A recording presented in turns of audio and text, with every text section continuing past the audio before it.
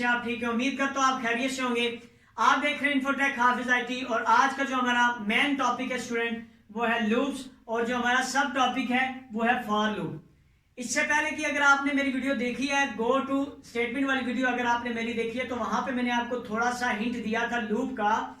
तो उसके बाद हम आज देखते हैं कि लूप बेसिकली है क्या प्रॉपर तरीके से, और ये याद रखिएगा ये की कॉन्सेप्ट है हर प्रोग्रामिंग लैंग्वेज का, तो ये आपने अच्छे तरीके से समझना है। तो लूप बेसिकली होता क्या है कि सेट ऑफ इंस्ट्रक्शन को आप रिपीट करते रहते हैं, उस टाइम तक रिपीट करना है आपने सेट ऑफ इंस्ट्रक्शन को जब तक के गिवन कंडीशन जो है, जो हमने कंडीशन दी होगी लूप में, जब तक के गिवन कंडीशन जो है वो फॉल्स नहीं हो जाती। ये बेसिकली लूप का कॉन्सेप्ट है। लूप क्या है? एक आप समझ ले सर्कल, एक बार बार एक ही सर्कल में घूमना, ये एक लूप है। तो सॉरी, प्रोग्रामिंग में लूप क्या होगा कि सेट ऑफ इंस्ट्रक्शन को बार बार चलाना, ठीक है, लाइक अ सर्कल। ओके, सो देखते हैं दो तरह के लूप्स होते हैं, ठीक है, दो तरह के लूप्स होते हैं। तो टाइप्स में देख लेता हूं। टाइप्स दो तरह के होते हैं, एक एग्जिट, सबसे पहले हम देख लें बल्कि एंट्री लेवल, एंट्री लेवल, और दूसरा हमारे पास जो टाइप होती है वो है एग्जिट लेवल।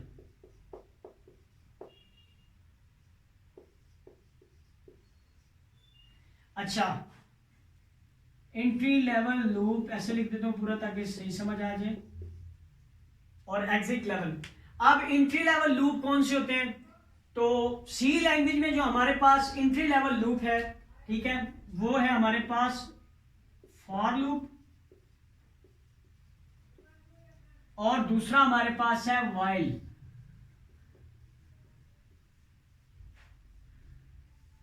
अच्छा, कोई आपसे पूछेगा भाई इनको एंट्री लेवल क्यों कहते हैं या एंट्री लेवल लूप का मतलब क्या है? तो याद रखिएगा स्टूडेंट, एंट्री लेवल लूप का मतलब यह है कि स्टार्टिंग में कंडीशन इसकी आएगी।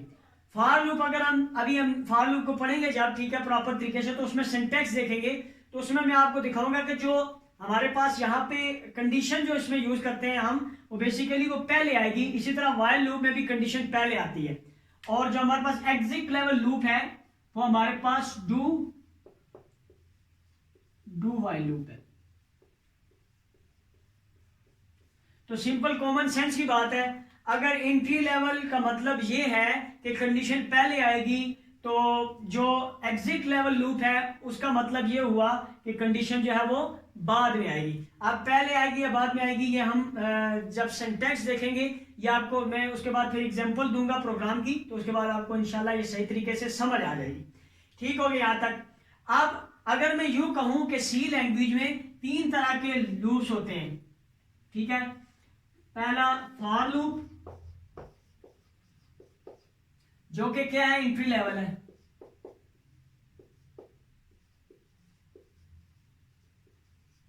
ठीक हो गया। इसी तरह दूसरा हमारे पास क्या है, व्हाइल लूप,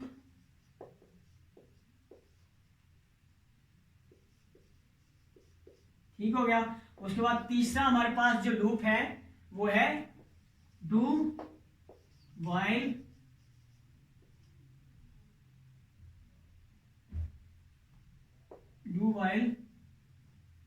लूप, ठीक हो गया।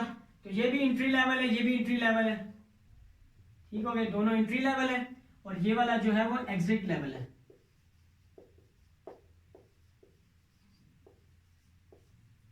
ठीक हो गया। तो यहां तक हम कह सकते हैं कि तीन तरह के सी लैंग्वेज में तीन तरह के जो है वो लूप्स हैं, फॉर लूप, व्हाइल लूप और डू व्हाइल लूप। आज जो हम सब टॉपिक मैंने जो आज रखा है वो यही फॉर लूप है। आज हम देखेंगे कि फॉर लूप क्या है, उसका सिंटैक्स क्या है, और फिर एक छोटा सा प्रोग्राम करेंगे, और प्रोग्राम में हम समझने की कोशिश करेंगे कि इसको यूज कैसे किया जाता है। ठीक है स्टूडेंट, तो देखते हैं, एक प्रोग्राम करते हैं। पहले सिंटैक्स देखते हैं इसका, बेसिकली सिंटैक्स क्या है, उसके बाद फिर हम एक प्रोग्राम करेंगे ताकि हमारा जो कॉन्सेप्ट है वो स्ट्रॉन्ग हो जाए। तो सिंटैक्स देखते हैं फॉर लूप का। तो सिंटैक्स, सबसे पहले फॉर कीवर्ड आएगा, और यहां पे याद रखिएगा छोटा एफ ही होगा, बड़ा एफ नहीं लगाएंगे आप, ठीक है। उसके बाद ब्रैकेट्स को ऑन करेंगे, यहां पे आप इनिशियलाइजेशन होगी,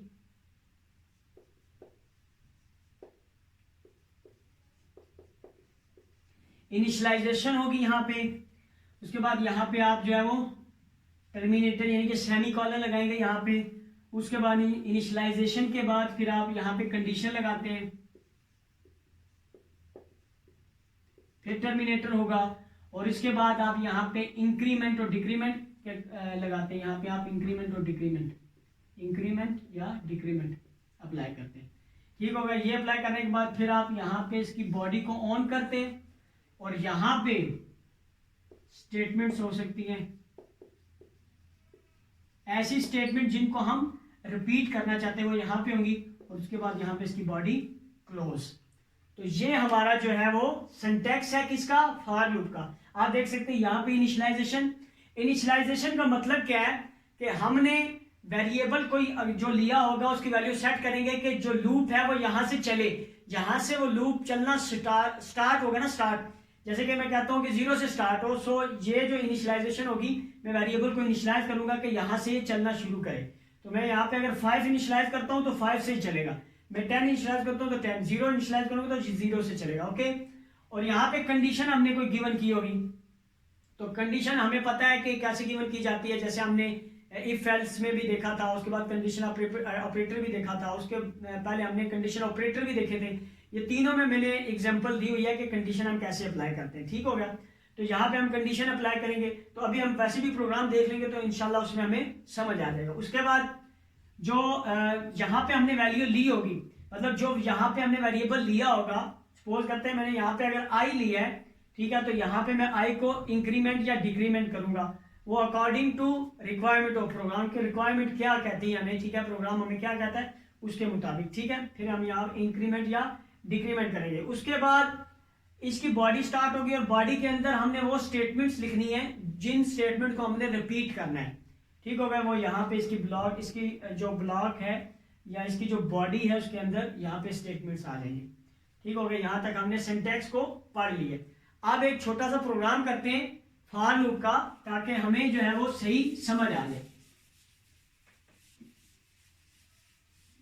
तो प्रोग्राम में हमने बेसिकली ये करना है कि सिर्फ 10 वैल्यूज को प्रिंट करवाना है। सिंपली हमने क्या करना है कि 10 वैल्यूज को 1 से लेकर 10 तक वैल्यूज जो उनको प्रिंट करवाना है। ठीक हो गया। तो चलिए स्टार्ट करते हैं। सबसे पहले हेडर फाइल इंक्लूड करते हैं, इंक्लूड stdio.h।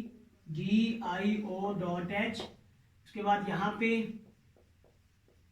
इंक्लूड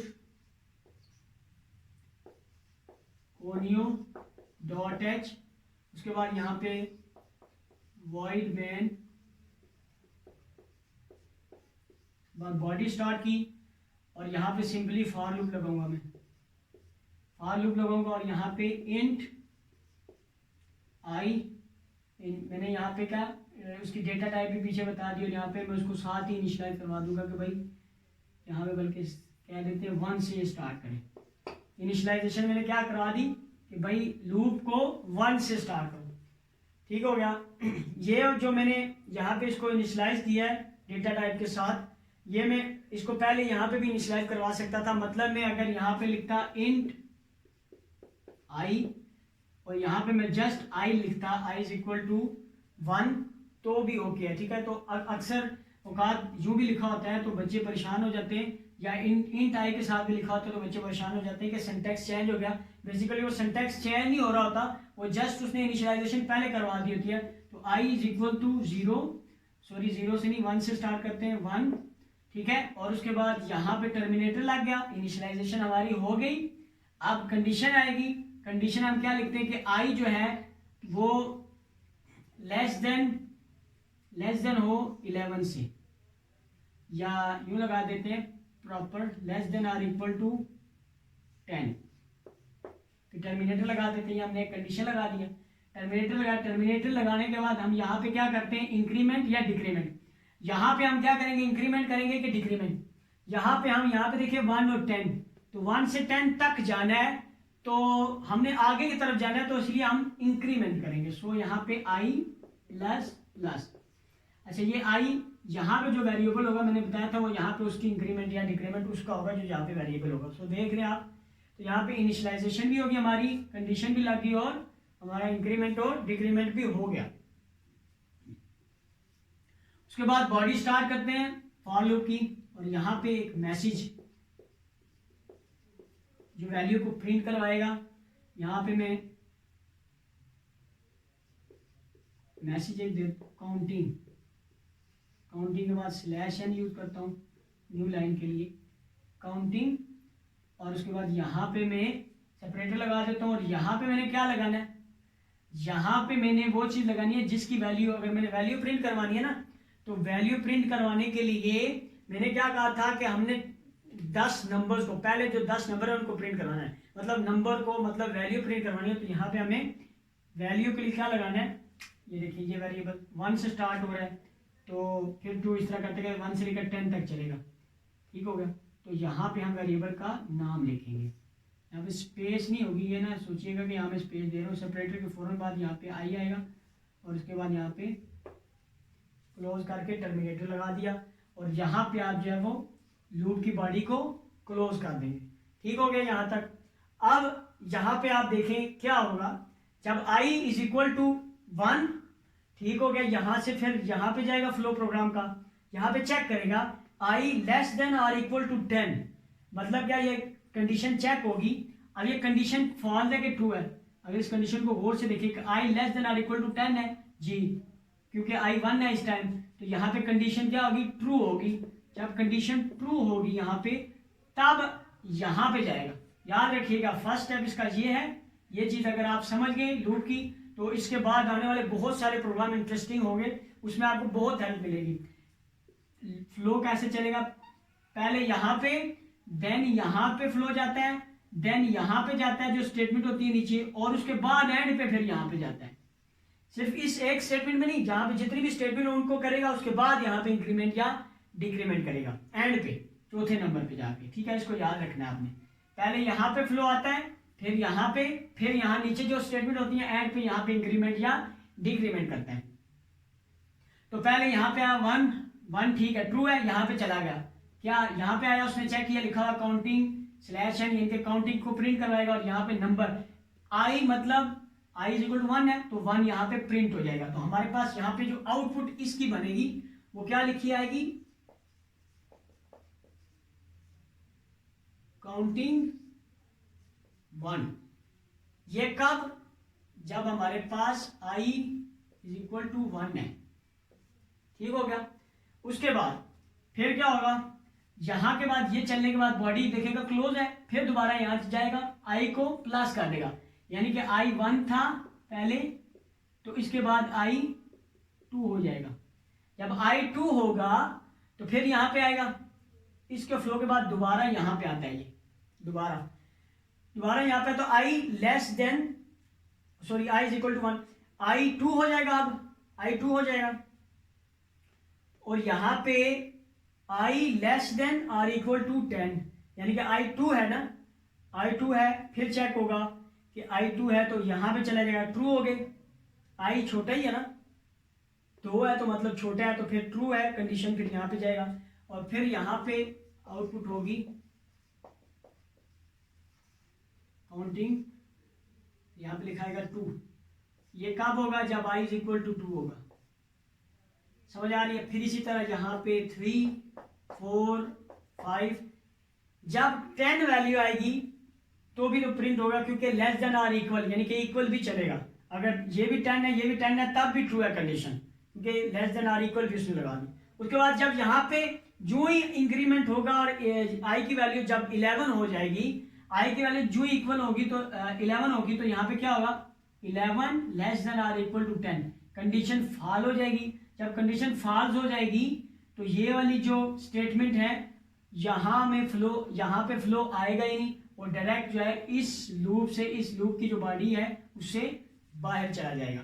तो कंडीशन मैंने आपको बताया था कि लूप की कंडीशन जब तक ट्रू होगी तो लूप के बॉडी के अंदर जो स्टेटमेंट है वो प्रिंट होगी। जो ही लूप में जो कंडीशन है वो फॉल्स हो जाए तो बॉडी से फौरन से जो है वो फ्लो जो है वो बाहर चला जाता है, ठीक हो गया। तो यहाँ तक, उसके बाद हम यहाँ पे यूज करेंगे गेट ch, और उसके बाद यहाँ पे क्लोज। ठीक होगा स्टूडेंट्स। तो ये हमारा था फॉर लूप का एक प्रोग्राम, सिंपल सा, जिससे हमने समझा कि फॉर लूप जो है वो बेसिकली चलता कैसे, इसका फ्लो कैसे होता है। ठीक है, और बिल्कुल सिंपल सा प्रोग्राम मैंने इसलिए लिया है ताकि हमारा कॉन्सेप्ट बिल्ड हो स्टार्ट में, और इसके बाद इंशाल्लाह हम जो है प्रोग्राम करेंगे जिसमें हम जो है वो फॉर लूप्स मतलब के लूप्स भी यूज़ करेंगे, और इसके अलावा मतलब इफ़ एल्स कंडीशंस, और जितना भी हमने पढ़ा है इंशाल्लाह जितना हम आगे आगे जाते जाएंगे उतना उतना हमारा जो एडवांस लेवल आता जाएगा। तो मैं उम्मीद करता हूँ कि आज की जो वीडियो है वो आपको पसंद आई होगी। अगर आज की वीडियो आपको पसंद आई है तो काइंडली मेरी वीडियो को लाइक करें, शेयर करें और मेरे चैनल को सब्सक्राइब करें। जो नए आने वाले उनसे मैं रिक्वेस्ट करता हूँ कि वो भी मेरे चैनल को सब्सक्राइब करें। Thank you very much. जज़ाकल्लाह।